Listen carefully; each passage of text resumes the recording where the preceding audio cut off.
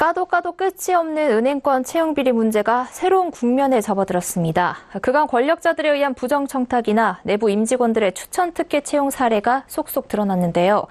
이번엔 남녀 성차별 문제가 핵심 이슈로 부각되고 있습니다.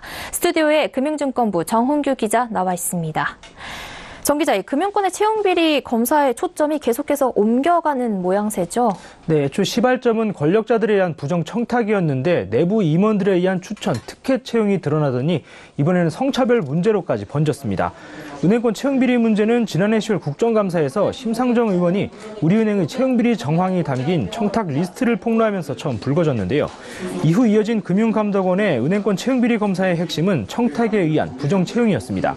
그러다 지난달 최영식 전 금감원장에 대한 채용비리 의혹이 제기되면서 금융사 내부 임원들에 의한 추천 채용 문제가 수면 위로 급부상했는데요.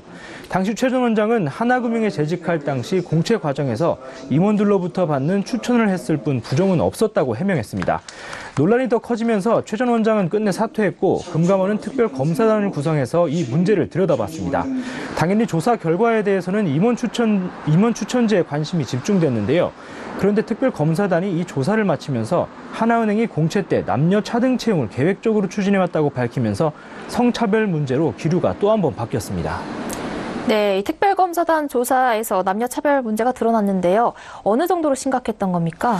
네, 금감원에 따르면 하나은행은 2013년 신입 행원 채용 때 최종 임원 면접에서 합격권 내 여성 2명을 탈락시키고 합격권 밖 남성 2명으로 그 빈자리를 채웠습니다.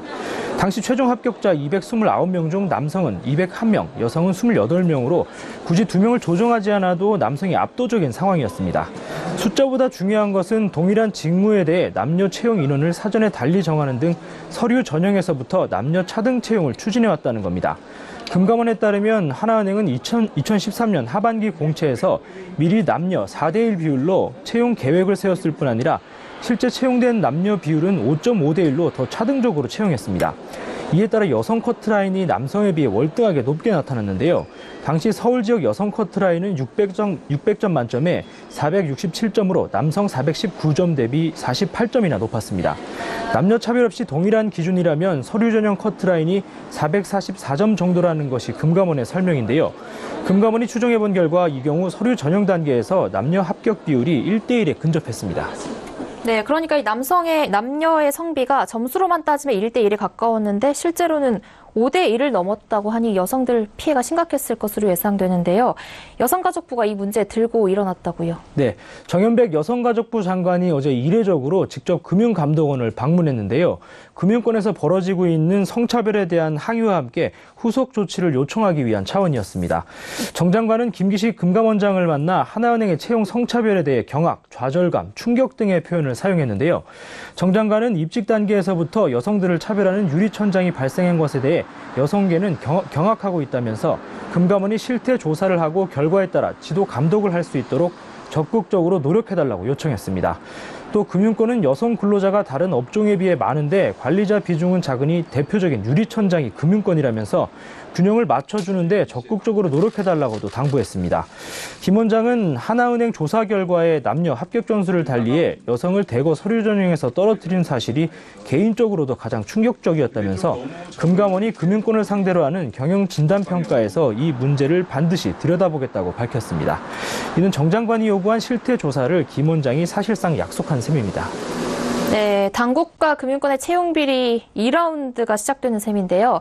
사실 채용을 할 때 남녀 성비를 조절하는 문제는 다른 국내 기업들에도 만연한 문제 아닙니까? 네, 당장 금융권에서는 채용비리 조사가 성차별 문제로까지 번지는 데 상당히 당혹스러워하고 있는데요. 조직 운영을 위한 기업의 판단이 채용 비리에 해당하는지조차 논란입니다. 대표적인 예로 출산과 육아휴직 등 여성의 특수성을 감안할 때 전체 인력 운용 차원에서 채용 비율을 고려할 수밖에 없다는 겁니다. 특히 은행이 아니더라도 대부분의 기업이 채용 때 성별을 고려하는 것이 사실인데요. 취업 포털 잡코리아가 국내 기업 인사 담당자 400여 명을 대상으로 채용 시 성별을 고려하는지 설문조사를 했더니 무려 81%가 그렇다고 답했습니다. 성별을 고려하는 이유로는 성별에 따른 직무 적합성이나 역량과 함께 조직 문화 향상 등의 답이 주를 이뤘는데요.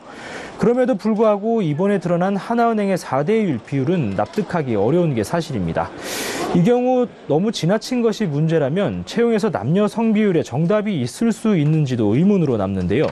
금감원이 정조준했던 부정청탁에 의한 채용비리 문제도 금융권의 반발로 진실공방만 계속되고 있는 상황에서 금감원이 사회적 파장이 더 큰 성차별 문제까지 꺼내들면서 금융권은 더 오랜 시간 채용비리 이슈에서 빠져나올 수 없게 됐습니다. 네, 금융권의 채용 성차별 논란과 관련해 정훈규 기자와 이야기 나눠봤습니다. 말씀 고맙습니다. 네, 감사합니다.